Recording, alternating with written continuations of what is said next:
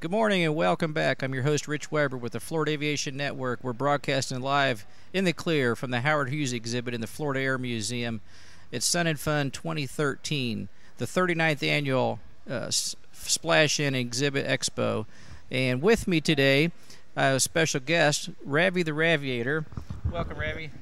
Thank you, Rich. It's great to be here. Well, thank you. I appreciate you taking time to come and spend some time with us and give us a little recap and an update of what's been going on with you during Sun and Fun this week. Well, this has been one of the busiest shows now. It's I think my 5th year here since I just became a pilot in 2008. My first year, actually, I wasn't yet a pilot. I was a student pilot when I came here. It was so inspiring.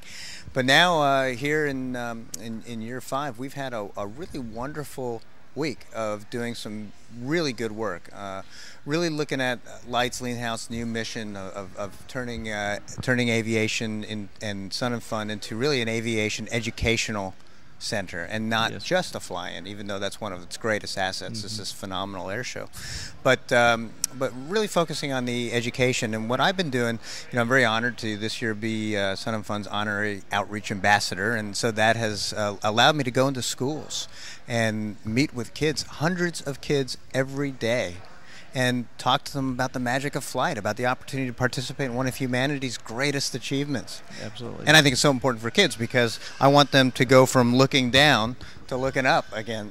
Absolutely. It gives them a whole different perspective. Well, absolutely. With all the technology and amazing things that we have in our pockets, unfortunately, I think the younger generation is forgetting about all the amazing natural technology and exciting things that we have all around us. And what shows like Sun and Fun do is it throws it in our face. It reminds us of how the amazing things that we've accomplished in aviation.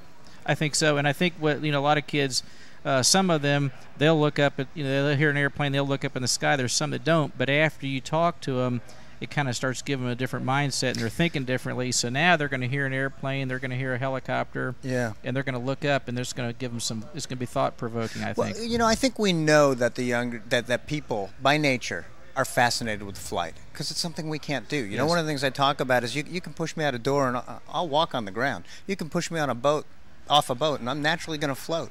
There's just nothing natural about what we do up there. Absolutely. We have defeated gravity. Yes. And it really is an incredible accomplishment. And I think when you enable the kids to recognize that, they start to become quite fascinated with the concept of, wow, maybe I can be part of something that is that great and be part of that quote-unquote club of aviators. Right, something not everybody can do. Well, exactly, and that's one of the things I talk about in my presentations too. We keep telling kids, come on, you can learn to fly a plane, anyone can do it, anyone can do it.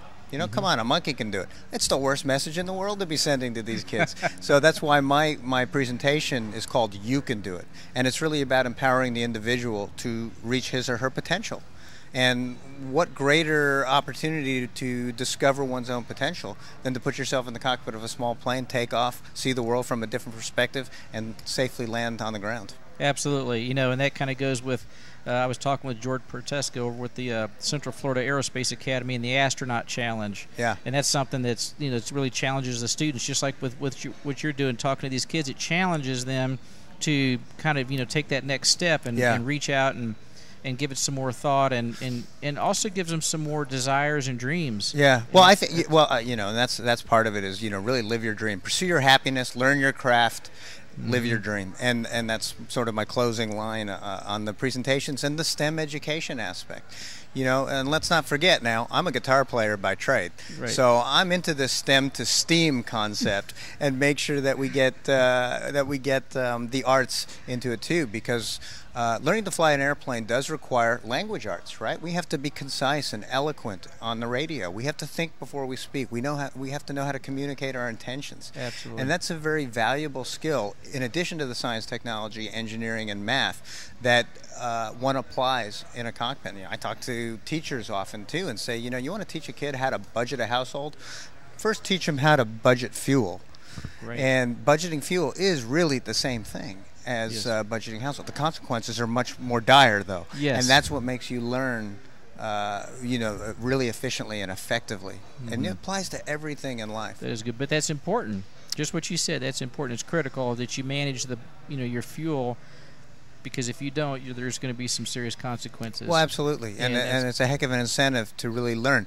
And once you do learn, it becomes second nature. It applies to everything that you do in life. You know, I travel 200 days a year. I have a pretty busy schedule, and that means I leave my house a lot. Before I became a pilot, I was the guy that was running back into the house 5 times, make sure the coffee pot is off, make sure, you know, didn't leave an iron on, or whatever it is. Well, now I have a flow through my house. It takes 90 seconds. Like a mental checklist? Absolutely. Where did I learn flow? In my flight training. I didn't even, as a musician, when I go on stage, I'm never going to strum my guitar and not have a sound. Why? Because I have a flow. And it's the most efficient way to live life. Yeah. And that's learned, in my opinion, in the cockpit of an airplane better than in any other environment. Absolutely. That's a good message that you're sending. Yeah. And, well, and I think the teachers really grab onto that too, and that's really part of the battle. Is, you know, I want the teachers to recognize how valuable aviation is in terms of inspiring their students to really, really want to learn. Somebody taught me trigonometry in school. I didn't remember it, but I learned it in the cockpit. You didn't like it. I learned it in the cockpit without knowing it. Right. Yeah, absolutely. You know what I mean? Well, that's the thing that what aviation does with these kids. It's going to get them to think differently about math. They're not going to hate it. They're not going to say, "Oh man, this is boring." And Practical I don't like application. This. Absolutely. Practical application. They can do something with it then, and they can have fun with it. And that makes a whole different learning environment as well. And, you know, you talk about the challenges. I mean, one of my challenges yesterday was at one of the schools here where we did a large assembly for the middle and high school at 1 o'clock in the afternoon, Friday. Right? What happens at 2 o'clock? Dismissal. 2 o'clock weekend. I thought these kids were going to be itching to get out of there. I tell you, 2:30, they were still asking questions. They wanted to know, what happens if the engine cuts off? You know, were you scared the first time that you got in a small airplane?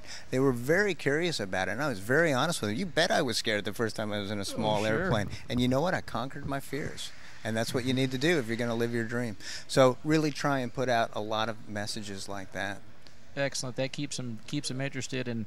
And you obviously made a great impression, because when that bell rang at 2 o'clock, they weren't bailing out. I'll tell you, that was a test I wasn't expecting to take, you know, and it was great. And I'm really flattered and honored that I maybe passed that test, because that's the message of Sun and Fun. That is the message that Sun and Fun needs to be getting out of there, is that beyond anything else, this is an amazing thing. And let's talk about bringing them now, the next step, from the schools to the grounds here, to the campus, where you got the CFAA here, a wonderful facility, Central Florida Aerospace Academy, that keep a 2.75 grade point average. They're going to pay for 75% of your private. So what does that do? I tell these kids this: that leaves 25% on your shoulders. But you can volunteer for the equivalent of $10 an hour and pay off that 25. And you're looking at me like you didn't know that. I didn't know that until this week either. It's an amazing program that they have here. That's good. To help people get in the air. And then once you come and you look at the air show itself, and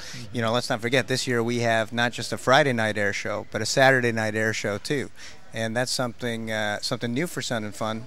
And a 2-night air show. I mean, the night air shows are beautiful. Yes, they are. I mean, they are spectacular. They are, and it's a whole different perspective. And this is really a way that people can come out and enjoy Sun and Fun, not just under the sun, but under the stars as well. Absolutely, and they can get the most for their admission as well. They can stay even longer. Absolutely. Aviation isn't just a daytime affair. Right, exactly. Well, this morning we had the balloon launch. Yeah.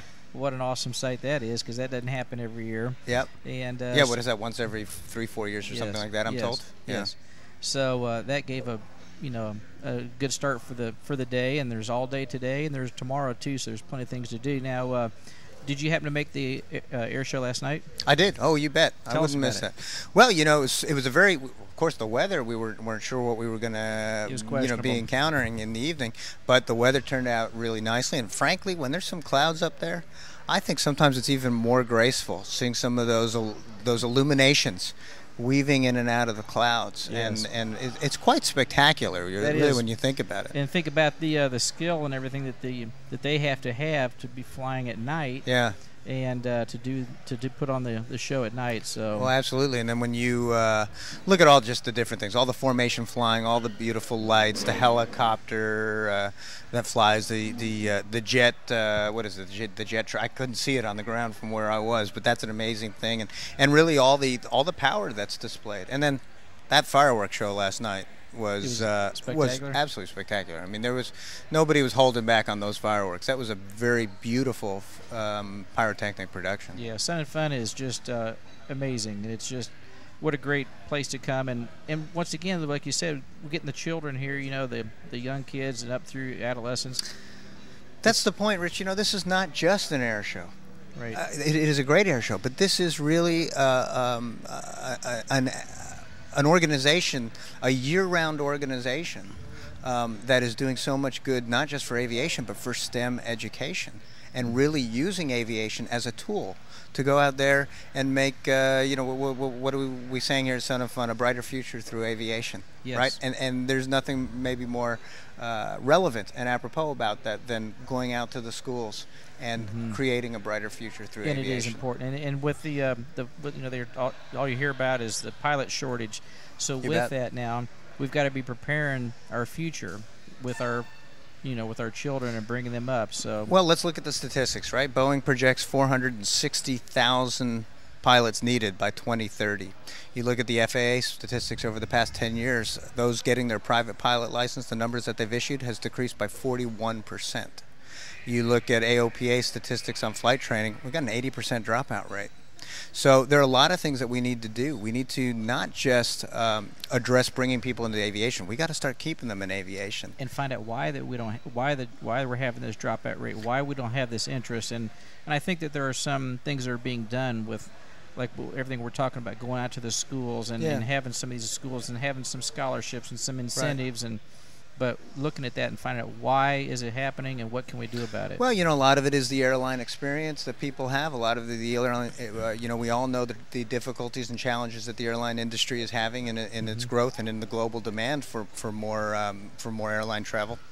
And then as a flight training industry, we really got to look at the way we train pilots and the efficiency of how we train pilots. I mean, we in general aviation, I believe, need to start recognizing that we have to create the most efficient and therefore economical route from the kid in school to the right seat of a commercial airliner. I think that's a very important role that general aviation needs to play. Absolutely. And the role that we play is our role models for these kids and how, you know, how they're trained, and because I think that's, you know, what I'm hearing and gathering too is an issue of how some of them just maybe have the stick and rudder. You know, some of them flying these new glass cockpits. Sure. You put them in an old with steam gauges and they're kind of lost. And, yeah. and Oh, I absolutely. even had an interview with somebody who talked about that and just how over time we need to kind of remember to stay back to basics, because it's still crucial to, you know, it's. You know, airmanship is very important. I mean, this is really what aviation is about, especially in general aviation. I do think we have to recognize, though, that in the commercial industry, it is now becoming more of a systems operation, and we can't neglect that. Because, you know, stick and rudder skills are important for being a great pilot. I don't think anybody can debate that. But it perhaps isn't really the most primary, the primary function any longer of a commercial airline pilot. Right. And we can't kick and scream against that. We have to accept that and train for that. Absolutely, because we've come a long way in aviation and through mechanics as well. You know, things are more automated, but for the better. Absolutely. Commercial aviation is the safest it's ever been. Right. And it just continues to get safer. So, you know, it is a remarkable career path for people, you know, and the dynamics are constantly going to shift with natural market forces. So I'm not too concerned about that, actually. But I really want to encourage people, kids, boys and girls. There's a real missed opportunity, you know. Let's face it, the commercial airline cockpit is one of the few places in the world where a woman doesn't have to fight for equal pay. And that's a great asset that we have, and that's because of the seniority system. And this is a wonderful industry for young ladies, young women around the world. Global's another big thing. We got to think big and think global. We got to think big. Everybody's thinking big now. Absolutely. Around the world to consider a career in aviation. This is as much for them as anybody else, and we got to do a better job of inviting the other gender, the prettier gender, into this industry, because it is a wonderful opportunity for everyone. And I think that even goes even on the commercial side, the military side too. You know, women in the military and in aviation, that's, you know, becoming more and more prominent. We see that. So absolutely. And the more we see it, the more we will continue to see it, because these women that are in aviation already, or you know, in the military, are role models for younger women, and so we need to put them out in front. We need to, you know, make sure that they are as much the face of aviation as anyone else, because then they will naturally, just by that placement, will inspire others to follow. They will. I sat at the air show last night. I sat next to a very nice lady who also happens to be a 747 captain.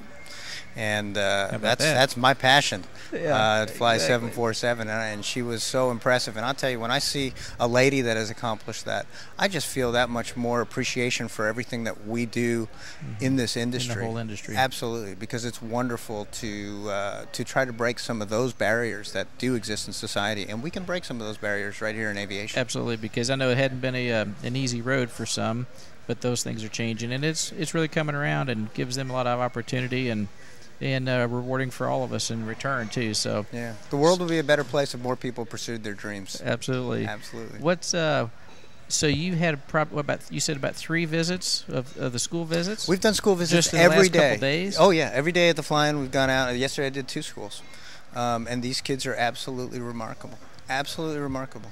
That rapt attention, and their teachers, you know, come up to me afterwards. They say, "I just haven't seen the kids sit still for so long."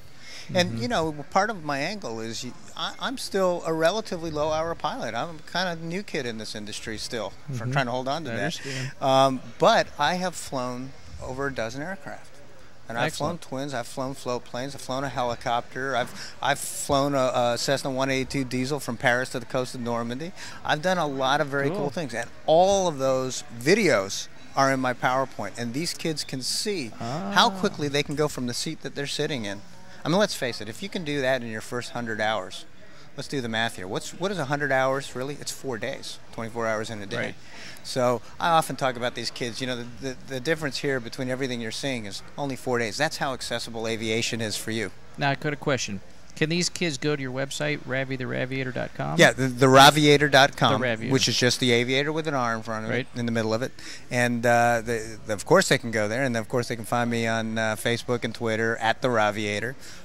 So there's a lot of opportunities, and I love to hear from them. And you know, because I do travel a lot, means I also have some time on airplanes to answer emails. Answer some questions. I'm and get more back than happy with them to. and give them some progression and some direction. Absolutely. Excellent. Well, thanks for taking the time out to meet with us today. Always a pleasure. And it's always enjoyable talking with you, and thanks for all that you're doing for them, too. Thank you. I'm your host, Rich Weber, with the Florida Aviation Network, and we got to cut it off for now, but we'll be back with you, so stay tuned.